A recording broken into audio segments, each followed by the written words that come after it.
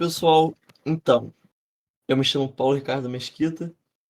A maioria de vocês aqui me conhece, mas tem alguns aqui que são colaboradores externos, né? Então, prazer. Eu faço ciência da computação. Espera aí que me mandaram mensagem também aqui. Ah, estamos gravando, professor. Eu sou faço ciência da computação. Eu estudo inteligência artificial, DevOps e programação como um geral. Eu mandei no chat do auditório um link com a nossa apostila desse curso. Ele também tem um QR Code que está na tela, caso vocês queiram escanear. Essa aula esse curso vai ter 3 aulas. A primeira aula é conceitos básicos de Git, que vai ser dado hoje. A segunda aula vai ser Branch e a terceira vai ser a automação de GitHub. A aula é separada em um conteúdo teórico primeiro e após um conteúdo prático. Então vamos lá. Aqui o conteúdo que a gente vai dar hoje, que é Git, GitHub, que é um commit, repositório, tabela delta e assim por diante. Vamos lá, então o que é o Git? Se vocês viram o grupo ontem, eu mandei um meme de um cérebro assim pequenininho, Git, aí depois tinha um cérebro um pouco mais inteligente, com várias pastas, tipo versão 1, versão 2, versão 3, que é onde o cara provavelmente botou a primeira versão do código, depois ele fez uma modificação, botou a versão 2 e assim por diante. O Git ele é uma ferramenta de versionamento de código. Então, você vai criando ao longo do tempo várias versões do seu código e, conforme necessário, você pode retornar para uma versão anterior. O Git, ele foi criado em 2005, porque antes dele existia um sucessor espiritual chamado BitKeeper, que também fazia versionamento de código. Só que lá para 2005 seu código fechou.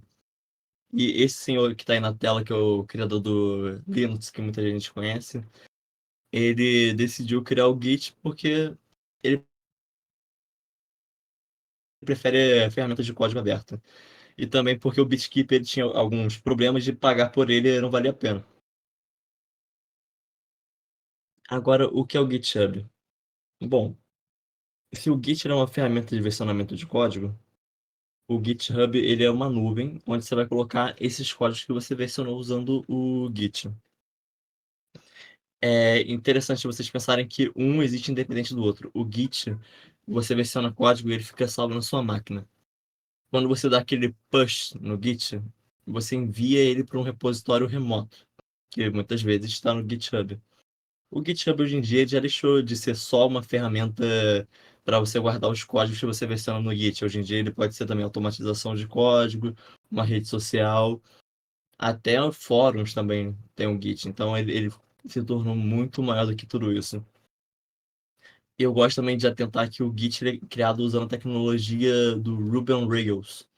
Aqui no laboratório a gente usa muito o Django, e o Django ele é um framework minimalista, e o GitHub ele é usado, não, ele é criado usando a mesma tecnologia de framework minimalista.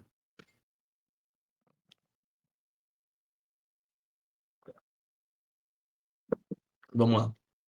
O que é um commit?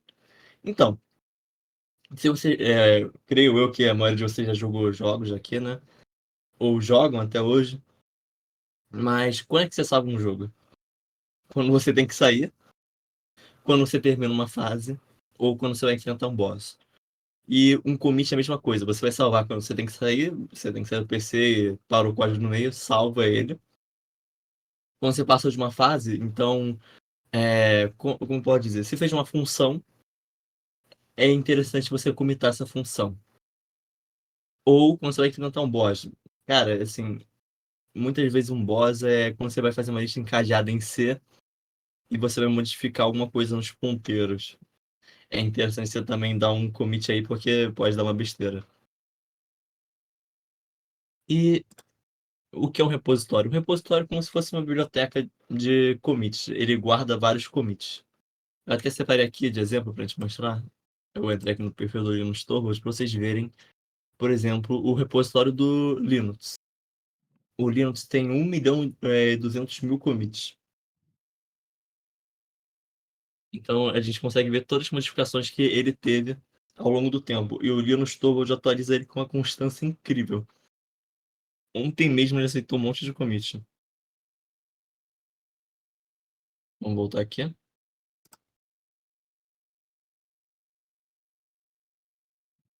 Tá bom. A gente tem que falar um pouco sobre tabelas Delta, por quê? Porque se vocês lembram daquele meme, o garoto ele salvou em pasta por pasta. E se você pegar o mesmo código e botar nas pastas, você vai. Como posso dizer? Você vai comer muito espaço do seu disco. Vamos supor, por exemplo, você tem um código em Django, você vai baixar as dependências. Cada código ali, às vezes, dá 200 megabytes só de dependência. E o Git ele é um pouco mais perto do que isso. Ele usa o mesmo conceito que o Apache Spark usa, por exemplo, de tabelas Delta.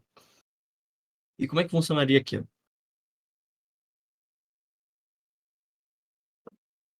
Esse arquivo aqui, main.py, por exemplo. Eu criei o arquivo main.py, criei uma linha chamada hello world. Quando eu dou meu primeiro commit nele, ele vai criar duas tabelas delta. Uma dizendo assim, crie um arquivo main.py e outra que vai botar na linha 1 print hello world. Agora, se eu der um segundo commit, eu botei aqui, sei lá, uma linha 3, Pelé é maior do que Maradona. Ele vai só botar assim, ó, no arquivo main.py, na terceira linha, cria um print Pelé é maior do que Maradona. Aí eu dei outro commit. Aí na linha 5, ele vai dizer assim, ó, no main.py, crie na linha 5 um print git é bom demais. E como é que isso vai virar meu código, né, no final do dia?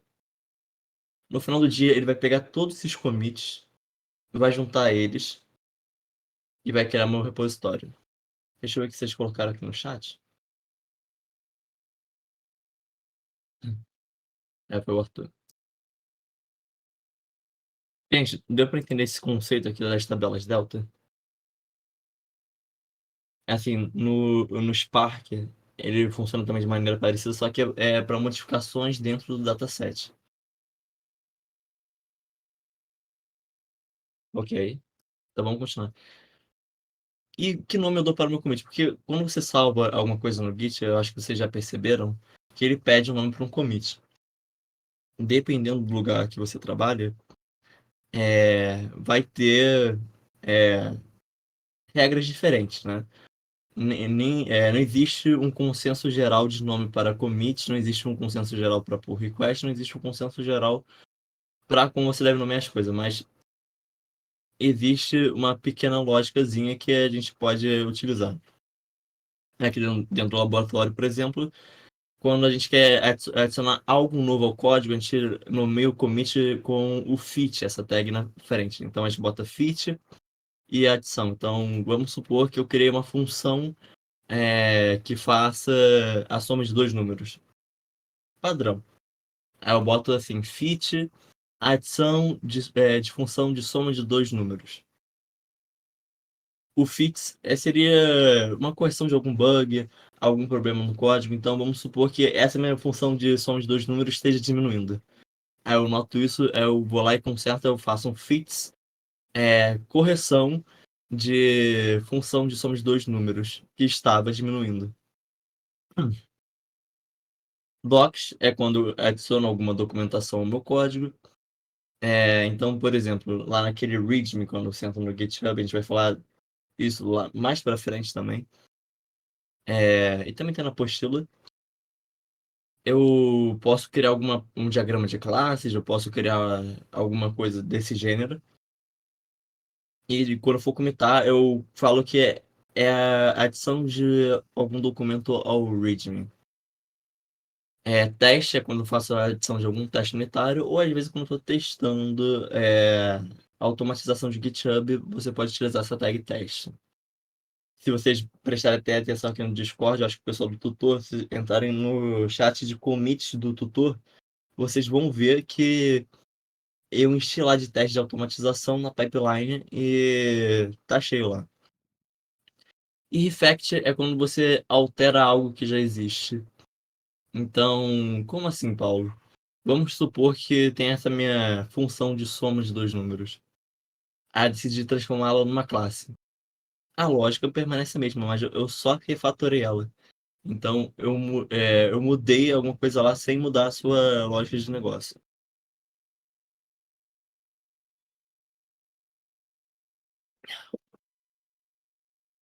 Também a gente tem que levantar aqui alguns assuntos, né?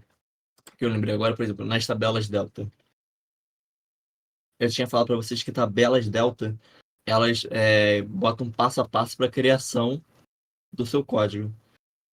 Ontem eu vi alguns de vocês comitando código binário no repositório. O Git até alerta quando a gente comenta código binário, e é interessante a gente saber que código binário é problemático. Por quê? Se você já abrir um arquivo binário, você percebeu que ele tem muitas linhas de código mesmo. E é tudo binário, tipo, tudo 0 e 1.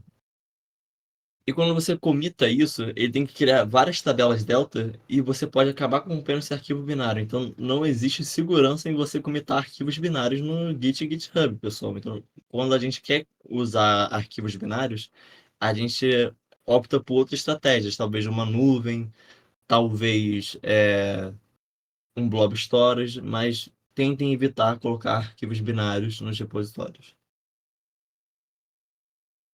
E agora a gente vai para a parte prática da aula, que é criando o primeiro repositório. Alguma dúvida até aqui, pessoal?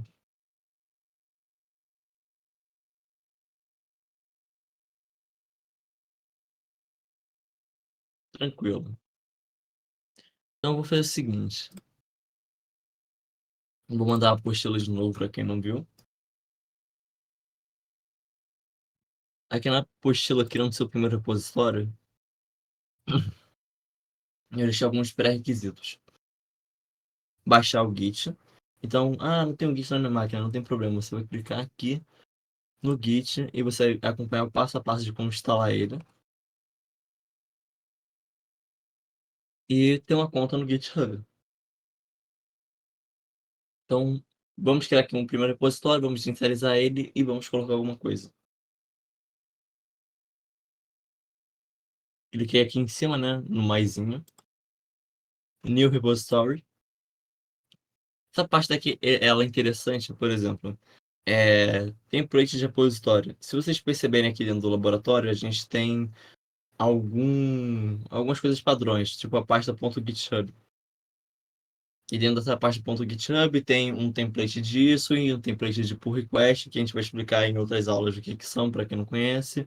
E também tem a parte básica do nosso workflow barra nossa pipeline. Isso é interessante de eu ter um template, senão todo repositório que eu for criar, eu vou ter que ir lá, colocar ponto .github, com pull request, com template e a inicialização do workflow.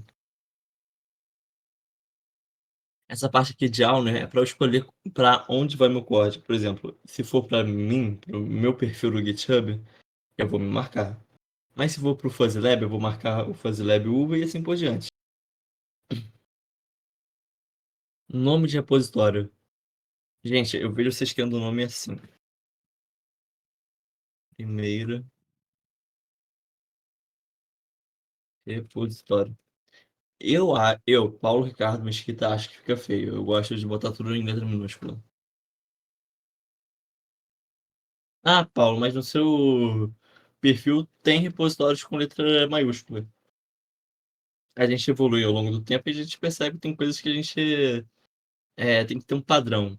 O nome de repositório é legal ter um padrão. Então, vou botar aqui o primeiro repositório, vou botar criando o primeiro repositório, né? Esse daqui não é o primeiro repositório. Descrição. Descrição, se vocês olharem, ela é essa parte daqui, ó. Deixa eu ver se o Linus Torvalds colaborou aqui com a gente. Aqui, ó. É esse about. Então, por exemplo, vamos supor que eu quero colocar aqui, esse é o meu primeiro repositório. Eu preencheria esse campo e ele criaria um README, que é esse arquivozão aqui, ó, de documentação. aqui com a mesma frase que eu colocaria ali. No caso, eu não quero que ele inicialize nada no meu repositório. É só para dizer para vocês. Se ele é público, público é qualquer pessoa que está usando o GitHub pode ver esse repositório. Não quer dizer que eles possam alterar. Se eles forem alterar, eles vão ter que abrir uma pull request para você. E se ele é privado, se é só você ou seus colaboradores que podem ver esse repositório.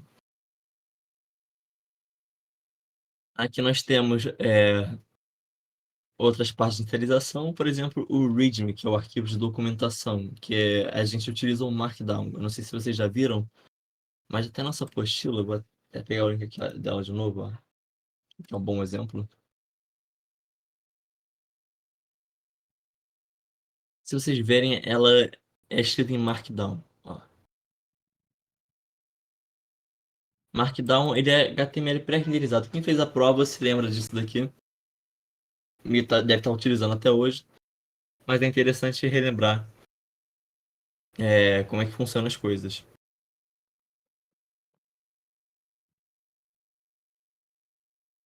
Tá, vamos voltar lá. Git ignora. O que acontece? Por exemplo, tem arquivos que eu posso pedir para o Git ignorar. Quais arquivos eu quero que o Git ignore? Por exemplo, a maioria de vocês já usou Python aqui e eu pedi para fazer isso, que é criar uma Venv. A Venv a gente baixa todas as dependências e as dependências têm arquivos binários para a nossa máquina. Não sei se vocês concordam, né? Mas, por exemplo, estou usando o Windows. Alguém que usa o Linux vai poder utilizar a mesma dependência do que a minha, que eu baixei aqui na minha máquina? Vamos lá, gente, escreva no chat. Não, já que eu não posso reutilizar ele em outros sistemas operacionais, ou outras pessoas reutilizarem ele, não existe necessidade. Então, eu criaria um arquivo chamado gitignore e colocaria, por exemplo, venv, e o Git iria começar a passar a ignorar esse arquivo na hora de subir ele para um repositório local ou remoto. A licença, a gente não está utilizando nenhuma licença, mas, por exemplo, código aberto tem diversas licenças.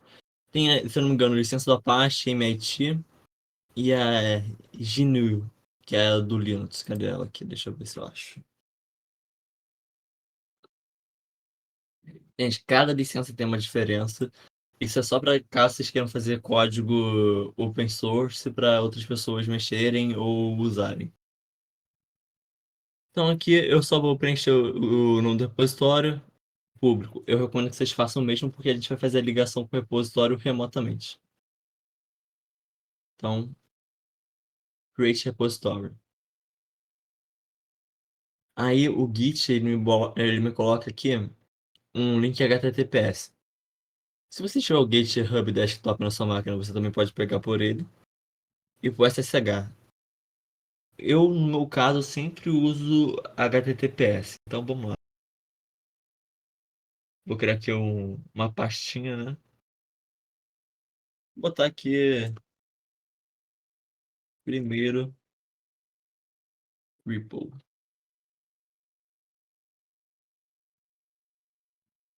Também é legal que vocês coloquem o nome da pasta o nome do repositório de vocês, né? Mas aqui no caso não é necessário. É só por convenção mesmo. Então vou clicar com o botão direito, abrir o terminal do Git. Lembrando, pessoal, a aula está gravada e na apostila também tem esse passo a passo. Então, se você não conseguir fazer agora, tem tudo salvo. E também o Git, ele é muito amigo que ele coloca também aqui nele o passo a passo. Então vocês não vão perder isso. Git init, ele vai inicializar o repositório. Então, por exemplo, vamos procurar que é uma pasta que está invisível, que é o sistema operacional que eu costumo ignorar, quando você bota ponto. Então, cd.git. Vou até abrir ela aqui no VS Code para vocês verem.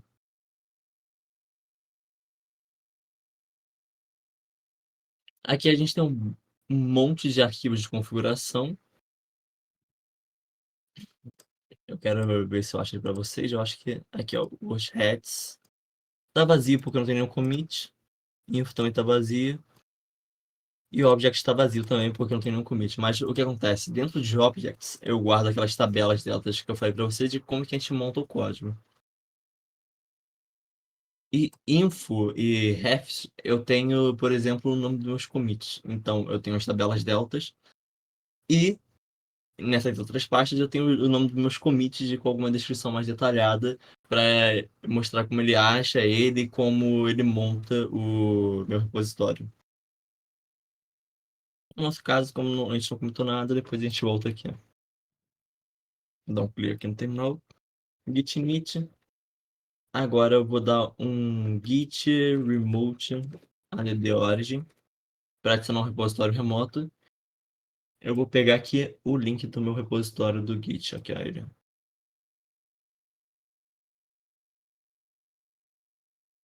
Terminal, gente, sempre o botão direito do mouse. First. Não reclamou, é porque funcionou. Então vamos criar aqui um código de Hello World e vamos subir para lá. Espera que eu tô na pasta do ponto .git ainda.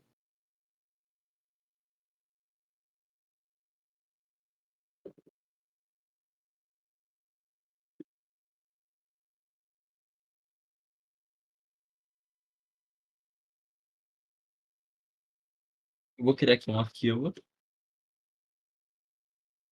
Vamos esperar até um pouco pro Git. Ele... Aqui, ó, tá vendo que ele ficou verdinho? Ele colocou um aqui porque é untracked, porque esse arquivo ainda não está dentro do meu na minha pasta .git. Ele ainda não conhece esse arquivo. Então vamos botar aqui um print hello world e vamos subir esse arquivo. Se vocês olharem lá na minha apostila, vou até pegá-lo aqui, ó. Deixa eu ver se eu acho aqui. Comandos do Git, deve ser aqui. Comandos básicos. Tem até um diagrama de sequência demonstrando aqui o funcionamento. Aqui no meu caso, quando eu dou um git add ponto, eu venho aqui, pego na minha pasta e coloco na stashing area, que está sendo representada pela memória RAM. Quando eu dou um git commit -m, é quando eu vou salvar esse código na minha máquina. Então eu vou botar aqui um fit criando main.py. Quando eu faço isso, eu vou lá e eu salvo ele naquela minha pasta .github. Agora eu posso só subir lá também para o Git. Então, aqui o Git, já que eu criei ele remotamente, ele vai reclamar e vai falar assim: então, Paulo, caso você queira subir essa branch, que a gente vai ver depois o que é uma branch, para o GitHub você vai ter que pegar esse comando. Então, você só copia e colhe esse comando lá que tá tudo certo.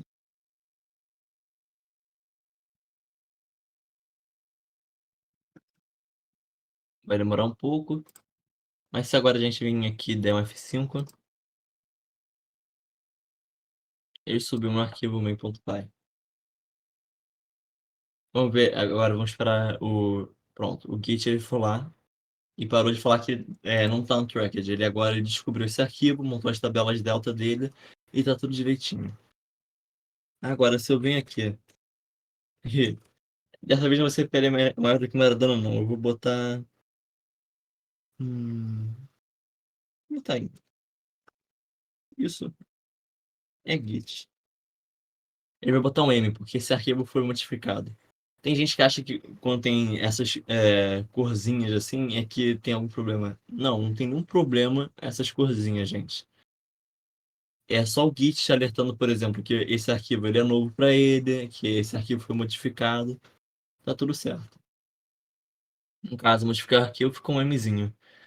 E se eu deletar esse arquivo, ele ia botar um Dzinho de delete. Então agora eu também vou mandar esse arquivo lá pro repositório remoto, né? Pro GitHub. Então vou botar aqui criando Vou estar adicionando linha 3. Git push. Agora se a gente der F5 aqui, isso é Git. Agora vamos voltar lá nas nossas, nossa pasta .github para a gente ver uma coisa. Code ponto. É interessante até vocês notarem que, por exemplo, no terminal, ele diz aonde você está dentro do Git. Aqui é a sua branch, é o nome do repositório. E quando eu entro dentro da parte do Git, ele chama de gitdir. E ainda bota até uma exclamação para, ó, aqui era restrita. Agora aqui a gente tem alguma coisa. A gente tem o head, que ele guarda aqui um hash dos meus commits. A pessoa que fez, Paulo Ricardo Mesquita, e meu usuário, junto com a minha mensagem de commit. Aqui agora a gente tem as tabelas delta. Não dá para eu abrir a tabela delta para mostrar como é que ele cria, né? Mas é interessante você ver que elas estão aqui e quando o Git precisar, ele só pega elas e monta o meu código de novo. E as reference, que também é como se fosse esse arquivo de logs que eu mostrei. Aqui no caso, isso está mostrando o hashzinho. Mas se eu tivesse comentado mais coisa, ele ia botar um hash, ele ia botar o meu commit e assim por diante. Hum, Aqui tem a descrição. Mas essa parte é bem interessante. Pessoal, alguma dúvida sobre criação de repositório, entre outros?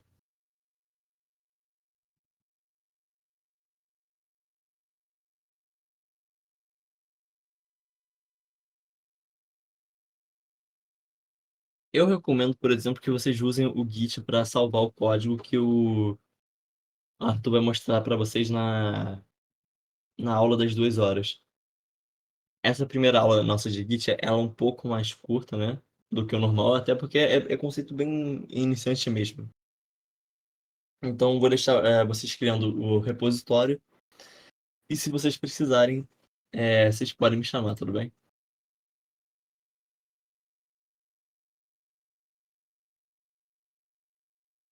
Uma parte aí mais para vocês treinarem. A maioria de vocês eu sei. Mostra o Git commit de novo, por favor. Tá bom. Então, vou modificar aqui de novo. Vou botar aqui um print, nova modificação. Esperar que o Git ele mostrar que é só visual, né? Porque é do VS Code, né? Tem até umas linhas verdes aqui mostrando a modificação, mas não tá dando agora o modify aqui, não sei por quê. Mas aí eu vou dar o git ld ponto.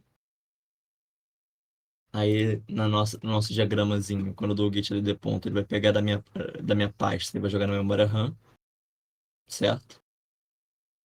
Se eu dou um git commit traço "-m", esse traço "-m", ele é uma tag para dizer que essa aqui vai ser a mensagem do commit.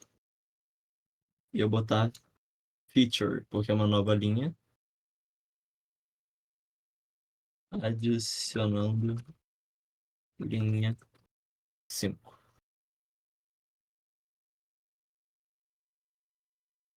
Ele vai vir aqui e vai salvar na minha pastinha do Git. Tá na minha máquina, eu ainda não joguei no GitHub. Eu só vou jogar no GitHub quando eu digitar git push.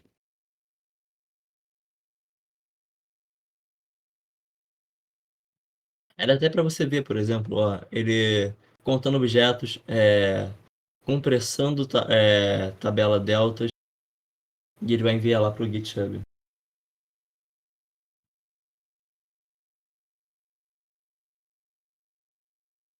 O Merifel está editando.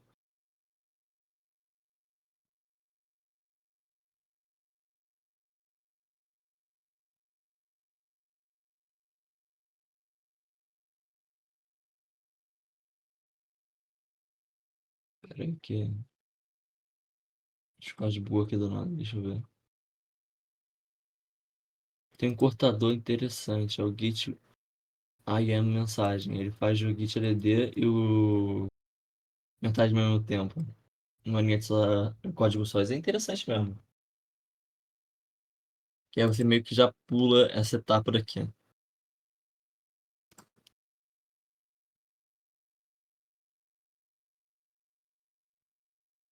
Deixa eu ver o que o Larsen tá digitando.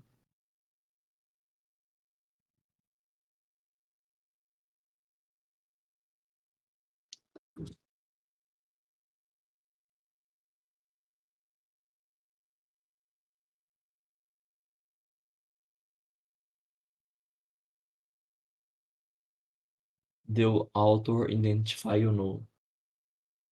Você não quer subir pra cá não pra me mostrar a tela? A gente pode resolver isso aí, ô Larsen. Levanta a mãozinha, por favor.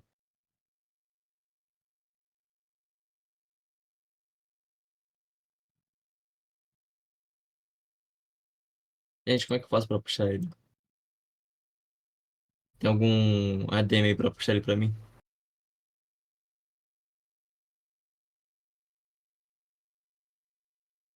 Ah, é, puxaram você. Fala comigo, Vinícius. Tá me ouvindo? Tô sim, compartilha a tela. Beleza.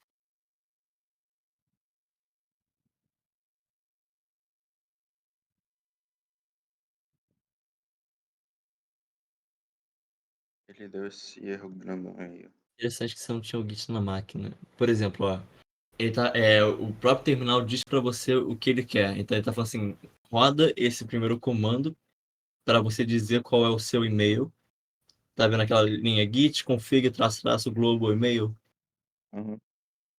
Então, ali você pode copiar essa linha. Pode copiar ela toda. Tá-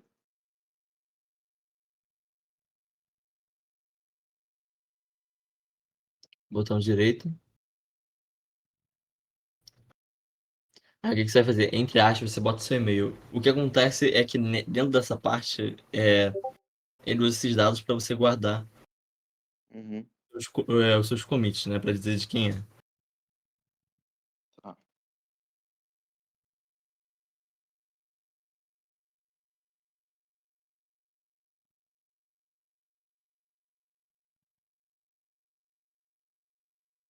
Eu também tenho que colocar o seu nome também.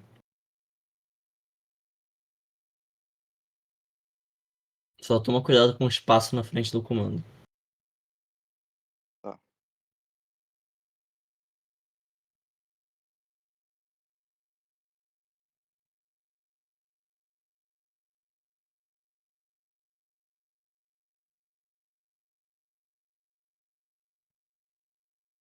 Agora, Agora é só dar o commit. dá o git id ponto primeiro e depois o commit.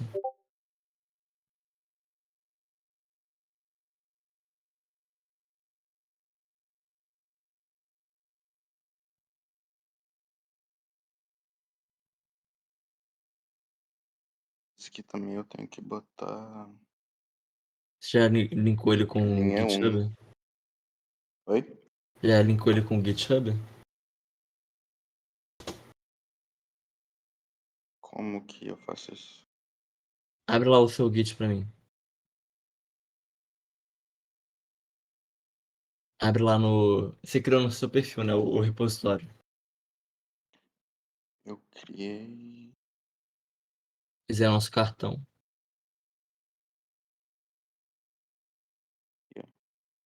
Tem esse. Não, mas aí dentro do GitHub você criou alguma coisa? Agora? Não, eu só criei a pasta. Mas, então vamos lá pro GitHub criar o repositório lá também. Tá. Tá vendo aquele maisinho no canto superior direito? Aqui. Isso. Clica em novo repositório. Dá um nome pro repositório, tipo, primeiro repositório. Ou bota é, exercícios de Python, já que o Arthur ele vai dar exercícios de Python e lógica de programação. É interessante você já reutilizar esse repositório lá com ele. Deixa público mesmo, desce. Não preenche nada aí. E só vai em Create Repository.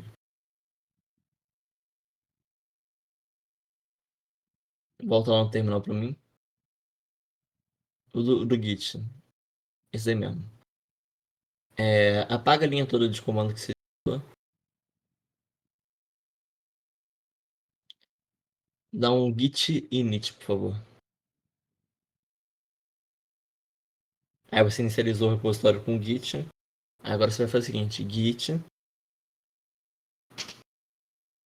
remote espaço add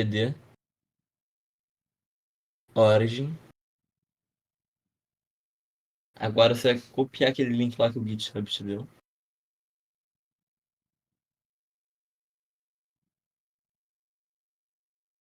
Dá um espaçozinho e cola.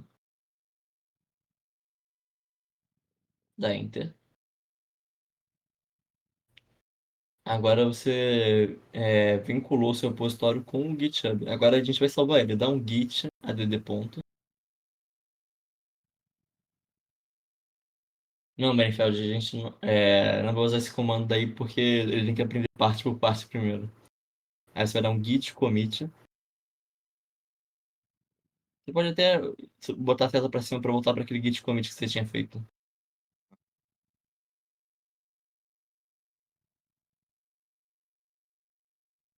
Vamos aqui. Pronto. Dá um enter. Agora dá um git push que ele vai reclamar no git push.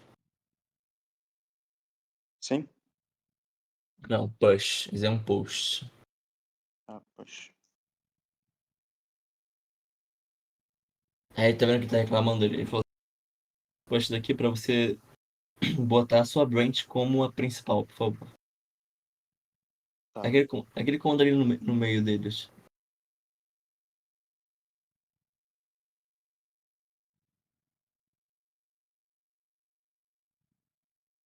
Dá enter.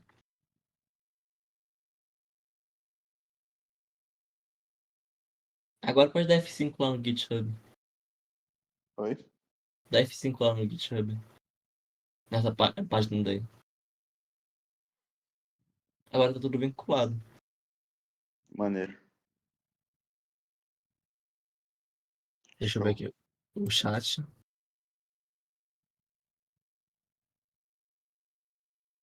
Não, não, hoje. Git ignore ainda não. A gente fala disso aí com branches. Por enquanto, eles têm que fazer o básico, entendeu? Tem como eu salvar isso aqui? Como assim? Já tá salvo, pô. Não, salvar, tipo, os comandos que eu dei no Git. Ah, não, mas aí eu criei uma apostila. Vou ter que ver o link dela de novo aqui no chat.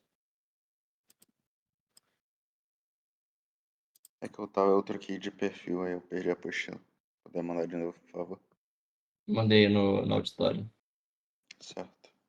Vou parar de transmitir aqui então, obrigado. De nada. É pra usar esse repositório na aula do Arthur? Então, é legal vocês já usarem o repositório na aula do Arthur, porque o Arthur ele vai passar algo básico para vocês, mas vocês vão versionando lá no repositório que vocês criaram aqui, para vocês já botarem no seu portfólio. Tudo que vocês fizerem na faculdade, em qualquer lugar, joga no GitHub.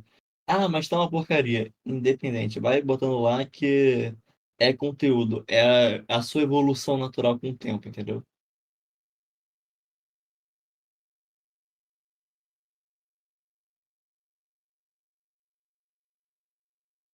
Você também pode criar um novo na dele, ô Mariana, não tem problema não.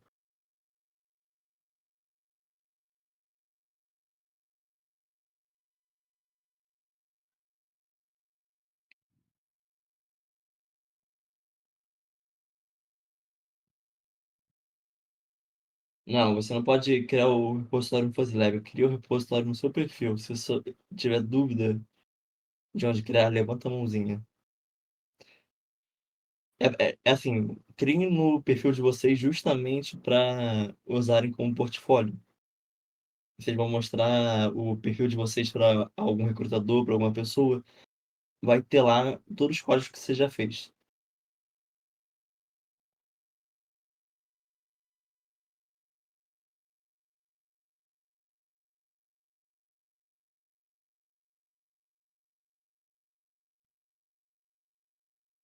Palhinha.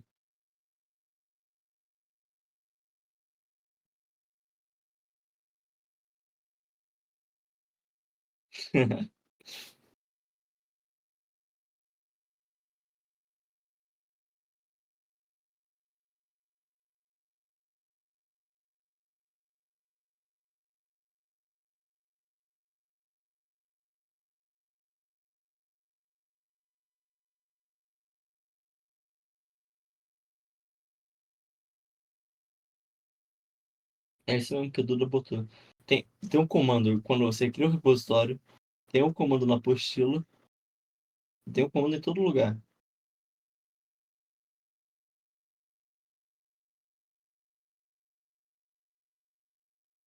O git add, o git commit é para tu gravar mesmo. É.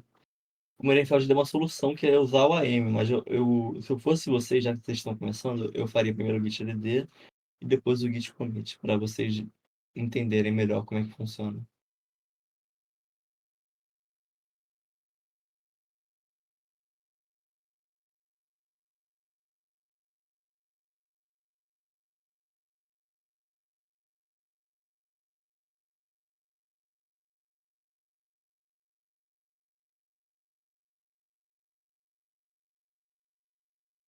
Todo mundo conseguiu criar um repositório, gente?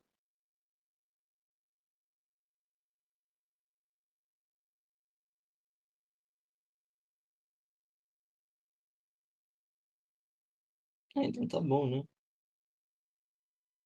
Tem alguns que estão quietinhos, que é meu medo, né? Tipo o Jefferson. Jefferson, você conseguiu criar um repositório?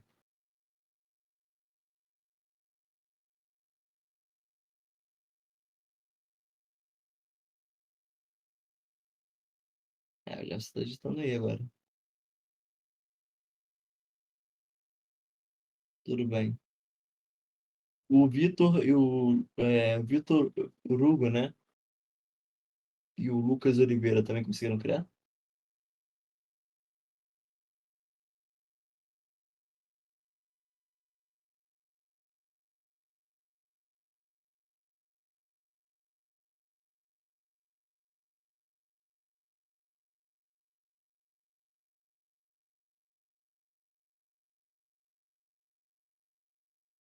Ainda não, tô comprando pelo celular. Ah, mas você vai precisar de um computador, homem.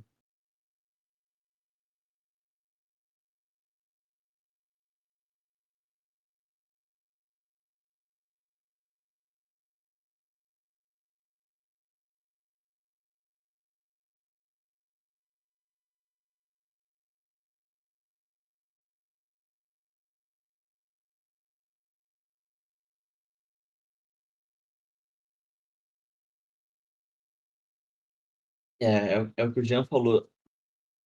Até porque essa aqui é uma parte inicial. Porque na próxima aula já é um tema mais complexo, entendeu? Que é Brains. E a última mais complexa ainda que é a automação de GitHub. Então a gente começa com pouco para ir avançando para muito.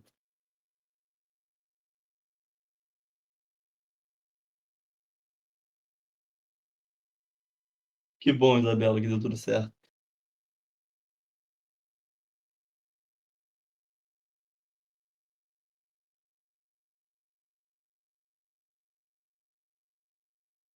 Não, tudo bem, eu vou dar esse desconto pro pessoal.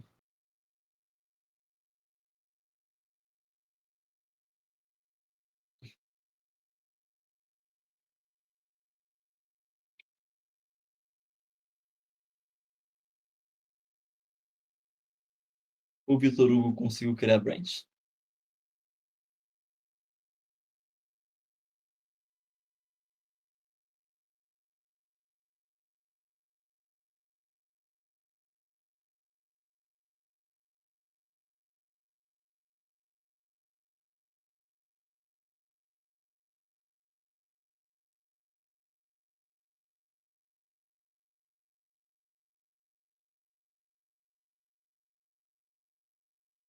Conta do Git, mas Git não tem conta, não é GitHub?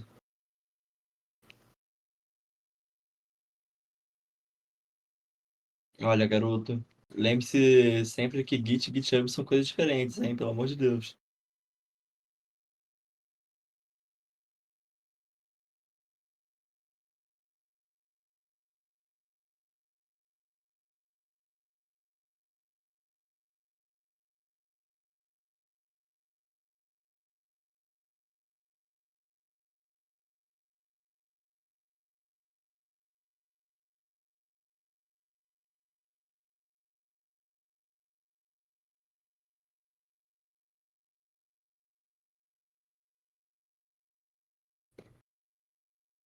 Gente, quem quiser sair já pode sair, porque agora eu vou ficar aqui só para dar suporte para quem não quer o primeiro repositório.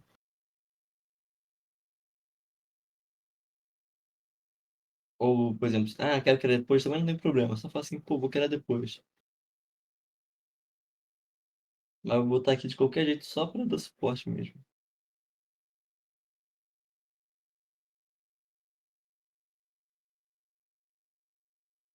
De nada, Mariana.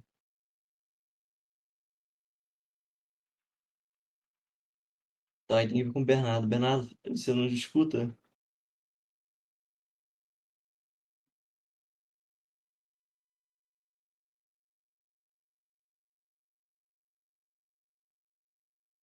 Bernardo, upa aí a aula para eles rapidinho no YouTube e bota um link.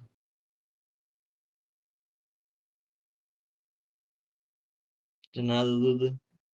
De nada, Lucas também. Valeu, Marcola.